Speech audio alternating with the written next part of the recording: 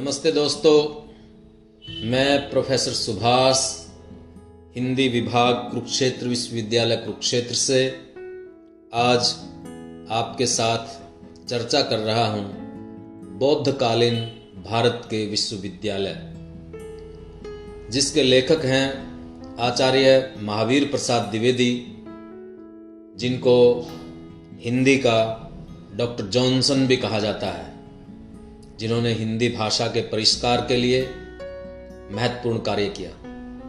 तो प्रस्तुत है दोस्तों बौद्धकालीन भारत के विश्वविद्यालय। बौद्ध काल 3 युगों में बांटा जा सकता है। पहला युग गौतम बुद्ध के समय से शुरू होता है और 500 वर्ष तक रहता है। इस युग के बौद्ध साधु चरित्र और सच्चे त्यागी होते थे। दूसरा युग ईस्वी सन के साथ प्रारंभ होता है और ईसा की 6ठी शताब्दी में समाप्त हो जाता है। इस युग में बौद्धों ने पहले युग के गुण अक्षुण्ण रखने के साथ साथ शिल्प कला में भी अच्छी उन्नति की थी। 7वीं शताब्दी से तीसरा युग लगता है, उसे तांत्रिक युग भी कह सकते हैं। उसमें बौद्ध महंतों के चरित्र बिगड़ने लगे थे और पहले की जैसी त्यागशीलता जाती रही थी, परंतु उन लोगों ने आयुर्वेद और रसायन शास्त्र में खूब उन्नति की थी। उनमें से प्रत्येक युग के विशेषत्व की छाप उस समय के विश्वविद्यालयों में अच्छी तरह पाई जाती है। तक्षशिला का विश्वविद्यालय पहले युग का सबसे बड़ा विश्वविद्यालय तक्षशिला नगर में था। यह नगर वर्तमान रावलपिंडी के पास था।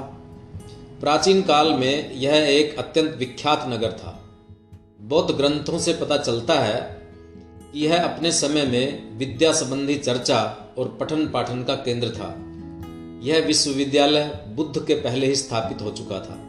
इसमें वेद, वेदांग, उपांग आदि के सिवा आयुर्वेद, मूर्तिकारी, चित्रकारी, गृह निर्माण, विद्या आदि सभी पढ़ाई जाती थी। विज्ञान, कला कौशल और दस्तकारी के सब मिलाकर कोई 18 विषय पढ़ाए जाते थे। इनमें से प्रत्येक विषय के लिए अलग अलग विद्यालय बने हुए थे और भिन्न भिन्न विषयों को भिन्न भिन्न अध्यापक पढ़ाते थे। जगत विख्यात संस्कृत व्याकरण पाणिनि और राजनीतिज्ञ शिरोमणि चाणक्य ने इसी विश्वविद्यालय में शिक्षा पाई थी। आत्रेय यहाँ वैद्यक शास्त्र के अध्यापक थे। मगध नरेश बिंबसार के दरबारी चिकित्सक और महात्मा बुद्ध के प्रिय मित्र तथा मतानुयायी वैद्यराज जीवक ने तक्षशिला ही के अध्यापकों से चिकित्सा शास्त्र का अध्ययन किया था। कई वर्ष अध्ययन करने के बाद एक शिष्य ने अपने उपाध्याय से पूछा कि शिक्षा समाप्त होने में अभी कितने दिन बाकी हैं। उपाध्याय ने उत्तर में कहा कि तक्षशिला के चारों तरफ 1 योजन भूमि में जड़ी बूटियों के सिवा जितने व्यर्थ पौधे मिले उन सबको जमा करो। बेचारे विद्यार्थी ने नियत स्थान के प्रत्येक पौधे की परीक्षा की, किंतु उसे कोई भी व्यर्थ पौधा न मिला। शिक्षक महाशय ने अपने परिश्रमी विद्यार्थी की खोज का हाल सुना तो बड़े प्रसन्न हुए। उससे बोले कि तुम्हारी शिक्षा समाप्त हो गई, अब तुम अपने घर जाओ। जिस समय तक्षशिला में वैदिक धर्मावलंबियों की प्रबलता थी, उस समय 3 बातें ऐसी थी जिनको यहाँ पर लिख देना हम उचित समझते हैं। एक तो यह कि उस समय की शिक्षा प्रणाली नियमबद्ध विश्वविद्यालयों की जैसी न थी, किंतु ऐसी थी जैसे कि वर्तमान काल में बनारस की है, पर बौद्ध विहारों की पढ़ाई इससे ठीक उल्टी थी। यहाँ की शिक्षा प्रणाली वैसी ही थी जैसी नियमबद्ध विश्वविद्यालयों की होनी चाहिए। दूसरी बात यह कि बौद्ध विहारों की तरह यहाँ पर केवल सन्यासियों को ही शिक्षा नहीं दी जाती थी, किंतु गुरु और शिष्य दोनों ही गृहस्थ होते थे। यह बात जातक की एक कहानी से और भी स्पष्ट हो जाती है। एक ब्राह्मण ने अपने पुत्र से पूछा कि तुम कैसा जीवन बिताना चाहते हो। यदि तुम ब्राह्मण राज्य में प्रवेश करना चाहते हो तो वन को जाओ और वहां अग्निहोत्र करो। यदि गृहस्थ बनना चाहते हो तो तक्षशिला जाकर किसी विख्यात पंडित से विद्या अध्ययन करो, जिसमें सुखपूर्वक गृहस्थ जीवन बिता सको। पुत्र ने उत्तर दिया मैं वानप्रस्थ बनना नहीं चाहता, मेरी इच्छा गृहस्थ बनने की है। तक्षशिला के वैदिक विद्यालयों में ध्यान देने योग्य तीसरी बात यह थी कि उनमें केवल ब्राह्मण और क्षत्रिय बालक ही भर्ती किए जाते थे। नालंद का विश्वविद्यालय बौद्ध काल के दूसरे युग में सबसे बड़ा विश्वविद्यालय नालंद में था। यह स्थान मगध की प्राचीन राजधानी राजगृह से 7 मील उत्तर की ओर, पटना से 34 मील दक्षिण की ओर था। आजकल इस जगह पर बारगांव नामक ग्राम बसा हुआ है, जो गया जिले के अंतर्गत है। नालंद की प्राचीन इमारतों के खंडहर यहाँ अभी तक पाए जाते हैं। 7वीं शताब्दी के प्रसिद्ध चीनी यात्री ह्यूनसांग ने नालंद की शान व शौकत का बड़ा ही मनोहर वृत्तांत लिखा है। चीन ही में उसने नालंद का हाल सुना था, तभी से इसे देखने के लिए वह ललचा रहा था। इधर उधर घूमते घामते जब वह गया पहुंचा, तब विश्वविद्यालय के अधिकारियों ने उसे नालंद में आने के लिए निमंत्रण दिया। इससे उसने अपने को धन्य समझा। नालंद में पहुंचते ही उसके दिल पर ऐसा असर पड़ा कि वह तुरंत विद्यार्थियों में शामिल हो गया। नालंद की बाहरी टीमटाम विद्यालोलुप चीनी सन्यासी नालंद की भव्यता और पवित्रता देखकर लट्टू हो गया। ऊंचे ऊंचे विहार और मठ चारों ओर खड़े थे। बीच बीच में सभागृह और विद्यालय बने हुए थे। वे सब समाधियों, मंदिरों और स्तूपों से घिरे हुए थे। उनके चारों तरफ बौद्ध शिक्षकों और प्रचारकों के रहने के लिए चौमंजिला इमारतें बनी हुई थी। उनके सिवा ऊंची ऊंची मीनारों और विशाल भवनों की शोभा देखने ही योग्य थी। इन भवनों में नाना प्रकार के बहुमूल्य रत्न जड़े हुए थे। रंग बिरंगे दरवाजों, कड़ियों, छतों और खंभों की सजावट को देखकर लोग लोटपोट हो जाते।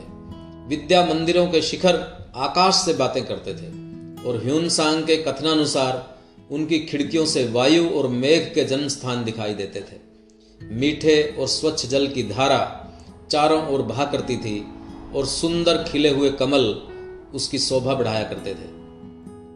नालंद का आंतरिक जीवन विशालता, नियमबद्धता और सुप्रबंध के विचार से नालंद का विश्वविद्यालय वर्तमान काशी की अपेक्षा ऑक्सफोर्ड से अधिक मिलता जुलता था। विश्वविद्यालय के विहारों में कोई 10,000 भिक्षु विद्यार्थी और 1,500 अध्यापक रहते थे। केवल दर्शन और धर्मशास्त्र के ही 100 अध्यापक थे। इससे संबंध रखने वाला पुस्तकालय 9 मंजिला था, जिसकी ऊंचाई करीब 300 फुट थी। उसे महाराज बालादित्य ने बनवाया था। इसमें बौद्ध धर्म संबंधी सभी ग्रंथ थे। प्राचीन काल में इतना बड़ा पुस्तकालय शायद ही कहीं रहा हो। दुनिया में आजकल जितने विश्वविद्यालय हैं, सब में विद्यार्थियों से फीस ली जाती है, पर नालंद के विश्वविद्यालय की दशा इससे ठीक उल्टी थी। केवल यही नहीं कि विद्यार्थियों से कुछ न लिया जाता था, अपितु उन्हें प्रत्येक आवश्यक वस्तु मुफ्त दी जाती थी, अर्थात भोजन, वस्त्र, औषध, निवास स्थान आदि सब कुछ सेंत में मिलता था। यह प्रथा हिंदुस्तान में बहुत प्राचीन काल से चली आई है।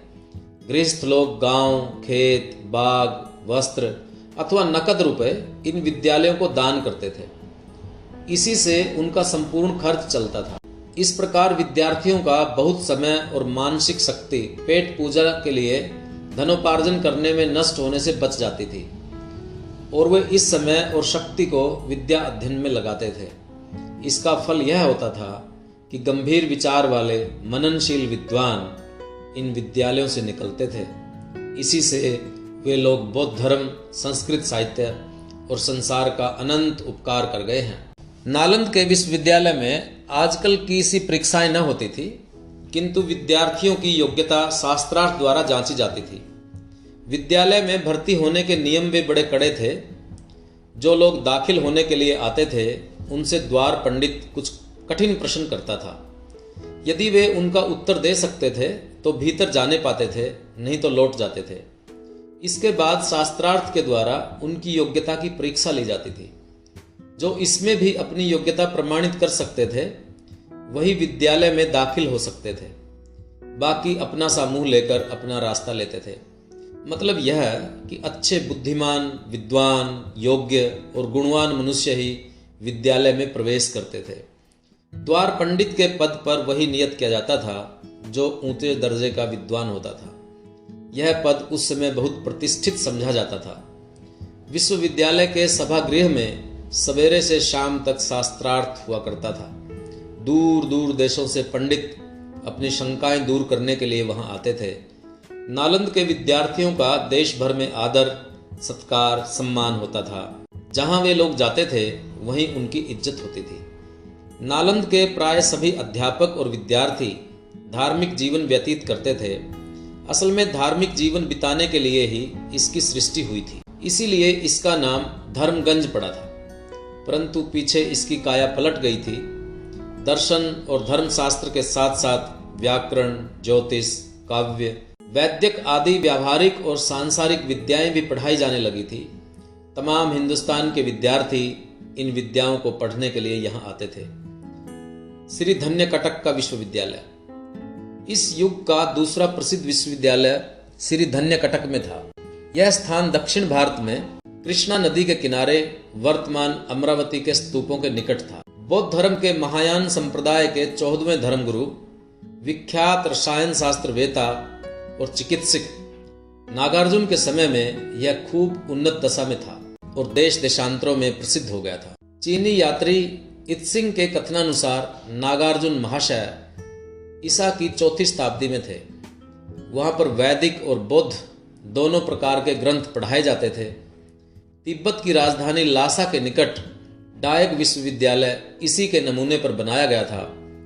पठन पाठन विधि वहां भी वैसी ही थी जैसे कि नालंद में। ओदंतपुरी विक्रमशिला के विश्वविद्यालय, यह हम बता चुके हैं कि बौद्ध काल का तीसरा युग 7वीं शताब्दी से प्रारंभ होता है।